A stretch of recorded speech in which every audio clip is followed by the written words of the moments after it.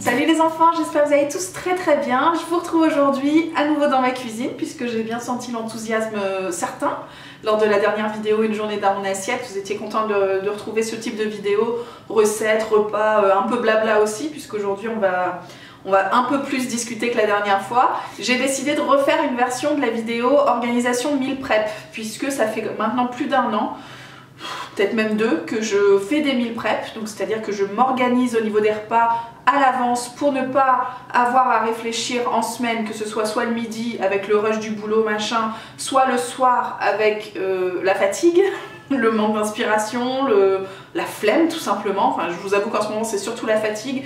J'ai vraiment du mal à rester debout dans ma cuisine, passer 20 heures, tu vois. Donc j'essaye d'anticiper tout ça et de faire tout d'un coup pour avoir des choses très simples à faire au moment venu. La première vidéo vous avez pas mal plu, donc je me suis dit qu'on allait réitérer l'expérience aujourd'hui. C'est des plats que je fais donc en grosse quantité. Il n'y a rien de fou les enfants dans les recettes du jour, vraiment c'est très simple.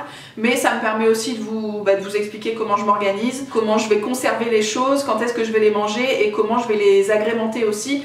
Puisque je pense que pas mal d'entre vous sont un petit peu réfractaire au fait de manger toujours la même chose. Alors moi c'est pas du tout quelque chose qui me dérange. Je peux manger genre 5 midis de la semaine exactement le même plat, mais je vais aussi vous montrer comment on peut varier les plaisirs avec une base commune pour à nouveau simplifier un petit peu l'organisation. Je pense que ça va m'être assez utile les semaines prochaines. Au programme du jour, on va faire des légumes rôtis. Il me semble que je vous en ai jamais fait en vidéo et pourtant j'en fais genre tout le temps à chaque saison. Donc évidemment on varie les légumes en question en fonction de la saison. Aujourd'hui évidemment je vous ai sorti une courge butternut, j'ai des patates douces, j'ai des patates normales aussi. On va faire ça avec de l'ail en chemise, ça va être canon. C'est un petit peu long à la préparation mais après une fois que c'est au four vous n'avez rien à faire. Pour les midis de la semaine, je vais me faire des pâtes bolo vegan. Donc j'utilise pour ça des protéines de soja texturées. Je les achète en magasin bio, donc en général je prends plusieurs paquets pour voir venir. Moi je ne vais pas chez le magasin bio toutes les semaines, donc voilà, j'essaie de faire en gros. Ça se trouve aussi sur internet, sur Greenwiz ou des choses comme ça. En sachant que j'ai 200 grammes dans ce paquet là, ce sont des gros morceaux. Ça existe aussi en plus fin pour faire genre c'est de la viande hachée, c'est peut-être un petit peu plus, visuellement c'est peut-être un peu plus ressemblant. Ça marche aussi pour remplacer le poulet dans des wraps par exemple, ou bien dans des briouates, vous savez les feuilles de briques en triangle. Voilà, ça fait le job, je les utilise aussi comme ça. Donc là j'ai 200 grammes et pour vous donner une petite idée, en général une portion d'une personne c'est 25 grammes. Donc là aujourd'hui je vais me faire pour 4 midis de pâtes bolo. Et ce qui est très intéressant dans ce cas-là, c'est qu'au niveau des protéines, tu vois, pour 100 grammes, on a 50 grammes de protéines, ce qui est assez ouf, déjà par rapport à la viande classique, mais aussi par rapport à, je sais pas, les steaks de soja qu'on peut consommer comme ça de temps en temps. Là, c'est vraiment plus quoi. Au niveau des protéines, moi, c'est pour ça que je la fais. Je la trouve très intéressante, donc on va faire une petite farce bolognaise, histoire de dire. Et puis, dernière recette du jour, ça va être des gaufres végétaliennes à nouveau, puisque c'est vrai qu'en pâtisserie, je vous l'ai déjà dit, je fais quasiment que des choses véganes, parce que je trouve ça à nouveau plus intéressant en termes, pas forcément gustatifs, moi je vois pas de différence, mais en termes d'apport nutritionnel, je trouve ça plus intéressant. Donc voilà, je vais faire des gaufres en grande quantité et vous connaissez mon astuce, on va congeler pour ne sortir qu'une gaufre à la fois, ou 2, ou 3, ou 4 selon combien vous êtes, ou si c'est un brunch par exemple, on va tout faire d'un coup, mais voilà, vous connaissez un petit peu le principe. Qu'est-ce qu'on fait? On démarre? Je pense qu'on va démarrer tout de suite par les légumes rôtis parce que c'est ce qui prend le plus de temps. Alors de base, je vous aurais dit une petite heure au four, mais clairement ça dépend de la taille des morceaux que vous allez couper. Là moi je vais faire des légumes rôtis assez gros. J'ai pas très envie de... Voilà, j'aime bien avoir un peu de texture dans la bouche et je vous avoue que notamment les patates douces, quand je fais des petits dés et tout, ça se démonte un peu. Enfin c'est pas ce que je préfère. Donc là on va faire des gros morceaux. Peut-être que ça partira 1 heure au four, on verra, on va surveiller ensemble. Et pendant que ça cuira, on pourra s'occuper du reste. Donc au niveau des ingrédients, je vous ai dit, on a pris une courge butternut, ça va nous faire l'apport en légumes pour aujourd'hui. J'ai aussi 2 patates douces plus ou moins grandes, vous voyez, que je vais associer à des patates normales puisqu'on doit les finir tout simplement. Je vais aussi mettre de l'ail en chemise comme je vous ai dit, je vais vous expliquer tout à l'heure. J'ai sorti pour découper, donc ça va me servir pour la butternut parce que c'est une horreur. J'ai déjà pété je ne sais combien d'économes comme ça, donc voilà, maintenant je le fais au couteau. Les économes ce sera pour les patates. Au niveau des épices, épices, j'ai sorti du cumin, du paprika fumé, du poivre, et ça c'est du sel herbe amare, je vous en ai déjà parlé dans d'autres vidéos, de l'huile d'olive bien sûr, et puis moi je mets ça tout simplement dans un plat qui va au four avec un papier cuisson réutilisable comme ça.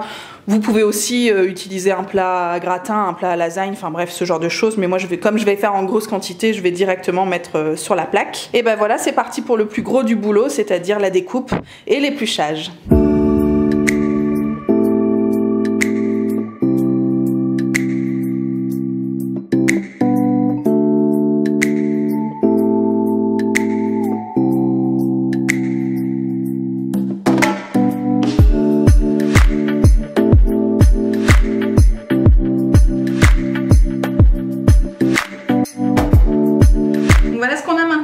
Quantité, je suis très contente, ça me fait à peu près 4 repas, en tout cas 4 personnes. Je pense qu'on va en manger ce soir, on a la petite soeur de Loulou qui vient manger à la maison, donc je pense que ça nous fera déjà une grosse partie, et puis il me restera peut-être une partie pour un prochain midi, c'est parfait. Je vais ajouter maintenant l'huile d'olive, donc voilà, pour 4 personnes je vais mettre 2 grosses cuillères à soupe à peu près. Hop, j'en mets un petit peu partout, voilà.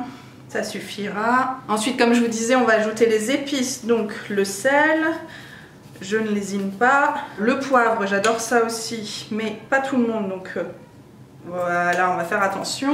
Le paprika, comme je vous disais, paprika fumé, je trouve que ça relève vraiment bien le goût des légumes. Et puis un petit peu de cumin. Pareil, j'aime beaucoup ça. Je vous l'ai dit tout à l'heure, le clou du spectacle, c'est un petit peu l'ail en chemise comme ça. Ça va vraiment ajouter un goût tout particulier. Et puis en plus, vous n'avez quasiment rien à faire. Vous avez juste à détacher les gousses comme ça de votre ail et les mettre directement dans le plat. Donc là, pour 4 personnes, je vous dis, je mets 2 grosses gousses d'ail. Ça suffira amplement. On va mélanger tout ça pour qu'il y ait de l'huile d'olive un petit peu partout. Et que les épices pareil soient bien équilibrées. Comme je vous disais, ça marche avec vraiment tous les légumes, hein. En été vous pouvez faire ça avec des poivrons, des courgettes. En ce moment j'aurais pu ajouter aussi des carottes. Là je fais vraiment en fonction de ce que j'ai dans mes placards. Mais enjoy quoi, enjoy. Et puis si on peut rajouter un petit peu de féculent par la même occasion, comme ça vous avez vraiment votre plat presque complet quoi. Le chou-fleur aussi les enfants, j'ai failli en mettre aujourd'hui, mais bon on se le garde pour la prochaine fois, c'est pas grave. En tout cas sachez que ça cuit vachement bien en légumes rôtis, ça donne un petit côté croquant que moi je trouve vraiment canon. Donc ça passe au four. Le principe c'est donc de cuire longtemps mais à petit feu. Donc là je l'ai fait chauffer à 160 je crois. 150 c'est très bien aussi. Et puis on va surveiller tout simplement. Je vais planter un couteau de temps en temps pour voir si c'est cuit ou si ça mérite encore de rester un petit peu au chaud. On va attaquer la deuxième recette les enfants et vous l'aurez compris, on va faire les pâtes bolo. Donc je vais commencer par le soja puisqu'il faut d'abord le réhydrater, c'est-à-dire le faire cuire une dizaine de minutes dans un bouillon d'1 litre. Donc je vais faire chauffer de l'eau tout simplement, je vais rajouter mon petit bouillon. Ça c'est des bouillons de chez Maggi que j'ai depuis pas mal de temps et que j'essaye de terminer avant de racheter beaucoup mieux dans ce domaine là. En parallèle on va faire cuire nos carottes, donc ça tout simplement je les fais en petites rondelles à l'eau. Donc bon, bah, au moment où je vous parle je vais essayer de vous intégrer des plans de découpage, d'épluchage de carottes. Vous me direz si vous préférez ça ou si vous préférez le petit passage en musique de tout à l'heure. Bon, je pense que dans tous les cas vous savez éplucher des carottes. Je vais les faire cuire une dizaine de minutes aussi à l'eau, qu'elles soient bien fondantes. Et ensuite on va tout mettre ensemble dans une poêle, dans un grand truc, le plus grand que vous ayez, puisque là en l'occurrence je vais faire pour 4 personnes aussi. Il n'y a que moi qui vais manger ce repas là, donc ça va me faire 4 midis. Généralement j'essaye de pas faire 4 à la suite, même si comme je vous ai dit ça me dérange pas tellement, mais si je peux varier, tu vois, caler un petit peu de légumes rôtis entre deux, ça sera très bien aussi. Donc une fois que le soja sera prêt, on va l'ajouter à un petit oignon qui sera déjà en train de frire, de blanchir dans la poêle avec toujours un petit peu d'huile d'olive. Ça c'est ma passion, j'essaie d'en mettre pas trop mais je vous avoue que je cuisine uniquement à l'huile d'olive. Donc le petit oignon qui va bien, une fois que l'oignon est transparent, translucide, on va ajouter le soja qui sera égoutté pour lui donner un petit goût un peu croquant. Je m'étais trompée la première fois, enfin je m'étais trompée, c'est normal, c'était la première fois, j'avais tout simplement ajouter le soja directement à la préparation où il y avait déjà la sauce et tout, et je pense qu'il vaut mieux le passer à la poêle avant. Enfin moi je préfère le goût quand c'est un petit peu quand la texture elle se sent moins. À nouveau comme les champignons, les enfants d'ailleurs les champignons ça pourrait marcher très bien aussi avec cette recette. Mais voilà, j'aime bien quand c'est un peu poêlé, que ça grille un petit peu et que du coup sous la dent c'est un petit peu plus croquant. Donc c'est ce qu'on va faire avec le soja. Une fois que ça commencera à prendre un petit peu de couleur, on va ajouter les épices. Donc cette fois-ci, qu'est-ce que je mets? du sel, du poivre comme d'habitude. Et je vais rajouter aussi des herbes de Provence. Moi c'est vrai que dans tout ce qui est viande hachée, kefta, bolo, machin, j'aime beaucoup rajouter des herbes en tout genre, donc ce sera très très bien. Et puis la fameuse boîte de concentré de tomates, de pulpe de tomates, ça c'est ce que j'utilise beaucoup en hiver quand c'est pas la saison des tomates. J'aime beaucoup pour faire une sauce, ça rajoute aussi un petit peu de morceaux de tomates tout simplement. Et voilà, s'il n'y en a pas assez, je rajouterai une brique de tomate coulis. Je sais pas encore quelle quantité ça va nous donner, donc on verra bien sur le moment, mais voilà, vous savez presque tout, hein. On ajoute les carottes à la fin et puis terminados. Donc on se retrouve à ce moment là. Et en attendant, les légumes sont cuits, donc ça a pris 45 minutes très exactement à 160 degrés comme je vous disais. Donc là qu'est-ce que je vais faire? Je vais retirer les 2 gousses d'ail, parce que bon, c'est quand même pas très agréable de croquer dedans. Ça aura bien parfumé. Là, vous n'avez pas les odeurs, mais je peux vous le confirmer. Ça a bien parfumé le plat. Je vais mettre tout ça dans un plat en verre pour les conserver au frais jusqu'au moment où on va les manger. Et puis, je vais vous mettre des petites images d'un exemple de comment je vais les manger. Alors, j'hésite entre tout simplement avec un œuf sur le plat, par exemple, pour un repas du soir, c'est parfait. Ou bien avec de la semoule, ou bien même des lentilles pour faire un petit peu de légumineuse dans tout ça. Ça sera pas mal, voilà, un peu façon couscous. Voilà les enfants, bolognaise terminée. Donc voilà ce que ça me donne en quantité. Donc je pense que pour 4 personnes c'est effectivement très bien. Je vais refermer ce plat avec le son couvercle et puis probablement le congeler. Il faut que je regarde quel midi je vais manger ça. Donc effectivement il va me falloir des midis d'affilée, j'y avais pas pensé parce que j'ai plus assez de plats pour faire des portions individuelles. Donc quand je vais le décongeler tout d'un coup et il faudra tout manger d'un coup. Donc voilà, ça se réfléchit. Je vais manger ça probablement avec des pâtes, contre toute attente. Je mange souvent des pâtes de lentilles corail puisque là je vous ai dit c'est un repas du midi. Donc j'en profite pour me faire tous les trucs auxquels Loulou est allergique. Ça me permet aussi de varier les féculents, de ne pas manger toujours du blé et tout. Donc voilà, c'est très bien. Le soir, quand on mange des pâtes ensemble, on va choisir plutôt des pâtes au blé complet. Et voilà, vous savez tout, non? Je vais rajouter un petit peu de gruyère. Ah si, je vous ai pas dit, mais je vous l'ai montré sur les images. J'ai rajouté en plus de la conserve de pulpe de tomate, j'ai rajouté une conserve d'eau parce que je trouvais qu'il n'y avait pas assez de sauce et que ça méritait d'être un petit peu plus mijoté, de mijoter un petit peu plus longtemps. Et d'ailleurs c'est ça que je voulais vous dire, c'est que effectivement ça prend du temps, dans le sens où si tu chronomètres, bah oui t'en as à peu près pour 45 minutes de cuisine, mais ce qui est bien avec les meal prep, c'est que pendant que ça chauffe, tu peux t'occuper à faire autre chose et ce temps-là n'est pas perdu. Alors que le soir, bah voilà, si tu dois surveiller machin et puis rester dans le coin, c'est relou, tu vois. Donc c'est pour ça que je préfère préparer tout ça à l'avance. Les pâtes, d'ailleurs, c'est aussi très bien de les faire en meal prep, c'est-à-dire de les faire cuire au préalable en grosse quantité et de les partager ensuite sur votre semaine. Moi, comme je travaille à la maison, que je suis là le midi, c'est vrai qu'en général, les pâtes, je les fais cuire au dernier moment. Je m'embête pas avec ça, mais ça peut être une idée pour vous si jamais vous mangez à l'extérieur. On va attaquer avec la recette sucrée, les enfants, comme je vous ai dit, des gaufres véganes. Donc cette recette, j'ai rien inventé, hein. C'est simplement une recette que j'ai piquée sur l'e-book de Snackies que je vous mettrai en barre d'infos. À nouveau une recette très très simple puisque au niveau des ingrédients vous avez forcément pratiquement tout chez vous ou des alternatives non végétaliennes, hein, ça peu importe, chacun voit midi à sa porte. Mais voilà, c'est une recette très simple où il n'y a pas besoin d'aller courir les magasins pour se procurer les ingrédients, donc ça j'aime beaucoup. Et puis à nouveau c'est une recette qui est variable, enfin tu peux l'agrémenter comme tu veux sur ta gaufre. Après au final le matin, moi je la mange plutôt le matin, on en discute la semaine prochaine pour des questions de glycémie. Voilà, pour être tout à fait transparente. Mais selon les matins, je vais mettre différents toppings dessus et ce sera... du coup, j'aurai pas du tout l'impression de manger le même petit-déj, même si encore une fois, c'est pas quelque chose qui me dérange. Donc les filles de Snackies, elles vous proposent de tout mettre dans un blender et d'attendre que ça se passe. C'est effectivement une bonne solution. Simplement, chez moi, il n'y a plus de blender depuis 2 ou 3 semaines. Voilà, on va pas s'énerver, mais il y a des choses qui se sont passées et qui, j'espère, vont être remplacées rapidement. Donc pas de blender, on va faire ça à l'ancienne dans un saladier, c'est pas bien gênant. Et puis tout simplement, quand vous n'avez pas le détail des recettes comme ça, vous mettez les ingrédients secs ensemble et puis vous ajoutez les ingrédients liquides ensuite, c'est pas bien compliqué. Au niveau des ingrédients, justement, que je vous dise pas de bêtises, on a besoin de 100 g de farine semi-complète. Donc à nouveau, si vous n'en avez pas, vous utilisez de la farine blanche, de la farine complète, de la farine de coco, de tout ce que vous voulez. On a besoin aussi de 100 g de maïzena, ça c'est une bonne idée pour...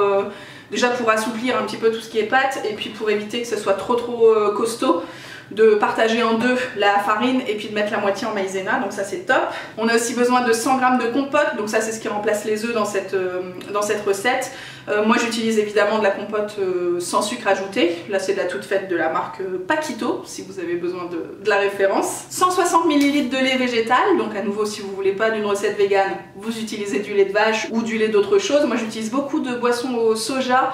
Et d'ailleurs c'est un petit problème dans mon alimentation puisque pendant la grossesse et de manière générale il ne faut pas trop insister avec le soja. Et c'est vrai que comme Loulou est allergique aux amandes et à pas mal de choses que je pourrais trouver du coup en boisson et en crème et en yaourt et voilà et en plein de choses, du coup je me tourne souvent vers le soja, mais on peut pas consommer des yaourts au soja, du lait de soja, de la crème de soja dans ses plats et manger un steak de soja par-dessus, tout ça dans une même journée, c'est pas conseillé. Donc faites bien attention pendant la grossesse pour mon cas, mais même en dehors, à varier un petit peu les apports en protéines végétales. Ensuite, on a besoin d'un sachet de levure chimique et d'un peu de sel pour faire monter un petit peu tout ça, et puis de l'huile de coco. Je crois qu'il en faut dans la pâte et puis il en faut aussi sur votre machine si jamais elle accroche. Voilà, comme je vous ai dit, on mélange tout ce qui est sec et on ajoute les ingrédients liquides ensuite. Je vous mets rapidement des images de la recette, mais on va surtout se retrouver au moment où on fait cuire les gaufres. Bon bah j'ai laissé reposer un petit peu, genre un petit quart d'heure, ça fait toujours du bien pour les pâtes qui ont besoin de lever un tout petit peu. Donc voilà ce que ça donne. Donc j'ai sorti mon petit appareil, j'ai sorti aussi l'huile de coco que je vais mettre rapidement, vous savez, avec un petit pinceau comme ça, pour éviter que les premières n'accrochent. Puis je pense que je le ferai pas à chaque fois, hein. C'est vraiment pour dire d'assurer le coup. Allez, c'est parti.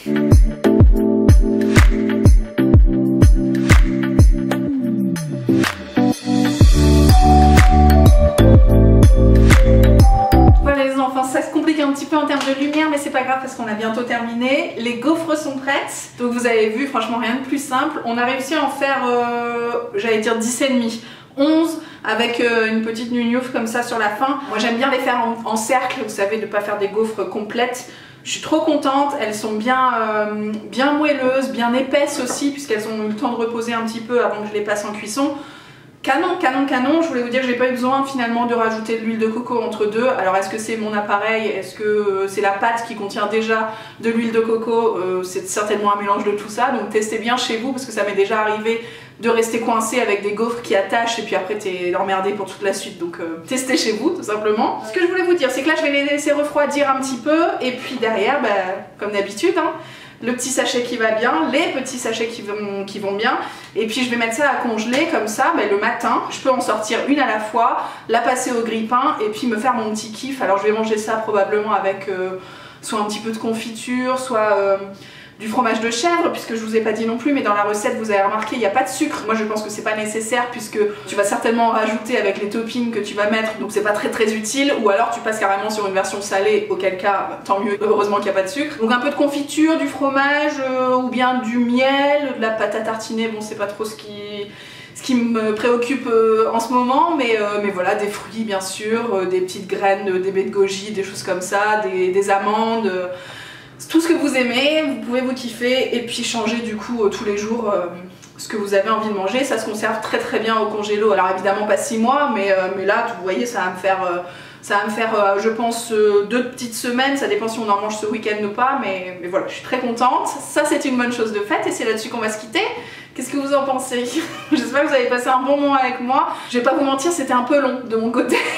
Autant les meal prep d'habitude c'est tac tac tac, c'est hyper organisé, autant là penser à la caméra machin c'était un petit peu compliqué, donc j'y ai passé beaucoup de temps par rapport à ce que ça me prend en réalité, mais peut-être que ça vous inspire, peut-être que ça vous donne des idées pour... alors moi je fais pas des meal prep tous les jours de la semaine, enfin voilà, c'est vraiment au coup par coup, ça dépend de mon inspiration, ça dépend du temps que j'ai à y consacrer aussi, puisque le week-end on n'est pas forcément là, je fais pas forcément mes meal prep le dimanche, ça m'arrive aussi un midi en semaine de caler mes 2 heures de pause pour ça. Enfin, voilà, on s'organise comme on peut quoi tout simplement, mais je pense que de temps en temps ça fait du bien pour pouvoir souffler un petit peu sur la cuisine en tout cas, même si ça reste un vrai plaisir pour moi. J'aime bien de temps en temps finir ma journée et me dire ah bah c'est bon, le repas est prêt quoi. Je vais vous quitter les enfants, je vous souhaite un très bon dimanche et je vous attends tout de suite en commentaire pour me dire si vous allez tester ces recettes, si vous en avez d'autres à me proposer, soit dans la même veine, soit pas du tout.